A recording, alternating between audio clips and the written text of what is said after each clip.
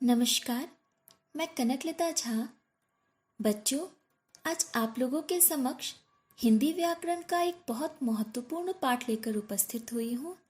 लिंग। लिंग समझने के अभाव में वाक्य रचना, वाक्यों को समझने में, वाक्य की जानकारी प्राप्त करने में कई सारी कठिनाइयों का सामना हमें करना पड़ सकता है।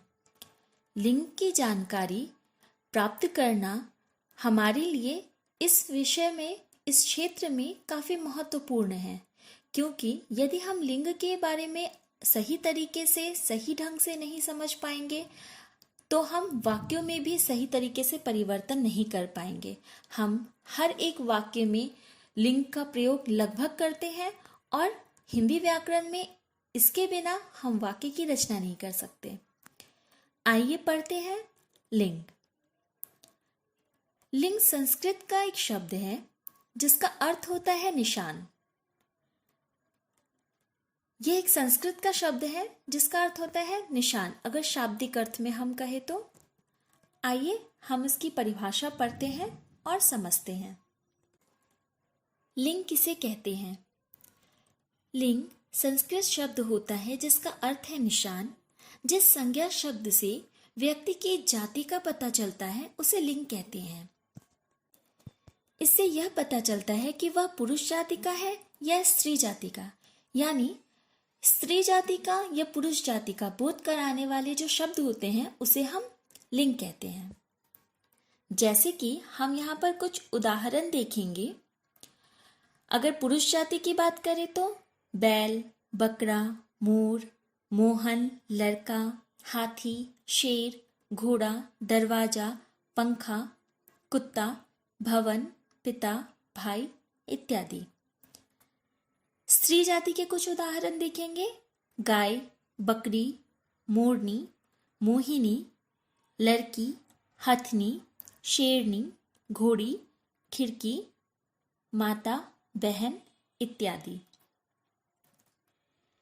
हमेशा बच्चों ध्यान देना कि लिंग निर्णय में या लिंग निर्माण में कई सारी कठिनाइयां उत्पन्न होती हैं, और वो कठिनाइयां क्या है और उसके हल क्या है, हम अब उसकी चर्चा करेंगे। हिंदी में लिंग के निर्णय का आधार संस्कृत के नियम ही हैं। जैसे कि हिंदी में जिन नियमों के पालन करने पर लिंग परिवर्तन या लिंग निर्माण किया जाता है, ठीक उसी प्रकार संस्कृत में भी किया जाता है। संस्कृत में हिंदी से अलग एक तीसरा लिंग भी है जिसे हम नपुंसक लिंग कहते हैं। नपुंसक लिंग में अप्राणीवाचक संज्ञाओं को रखा जाता है।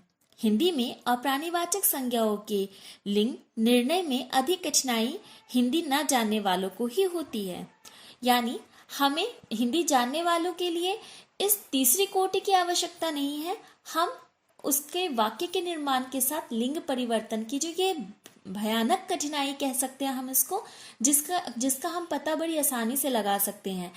एक और बात जो मैं आपको समझाना चाहूंगी आप सबको, लिंग परिवर्तन में खास बात जो हमें ध्यान देने की जरूरत है वो यह है कि लिंग जब परिवर्तित करते हैं हम, तो जो शब्द दिया गया है उसकी पहचान वो स्त्री जाति का है या पुरुष जाति का है हम कैसे करेंगे। ये कठिनाई बहुत बच्चों को, आप लोगों को बहुत मुश्किल होती है इसका पता लगाने में।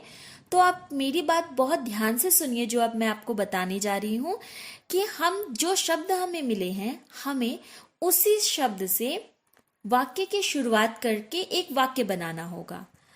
हम जो भी शब्द हमें मिला हुआ है उसी शब्द को केंद्र में रखकर, यानी उसी शब्द से वाक्य की शुरुआत करके एक वाक्य बनाना होगा। फिर हमें पता चल जाएगा कि वह वाक्य जो है वो स्त्रीलिंग है या पुल्लिंग। जैसे कि मान लीजिए आप लोगों के समक्ष शब्द मैंने दिया आपको खिड़की। अगर मैंने आपको खिड़की शब्द दिया है तो आप खिड़की से ही एक वाक्य बनाएंगे। जैसे कि मैं बना रही हूँ, खिड़की खुली है।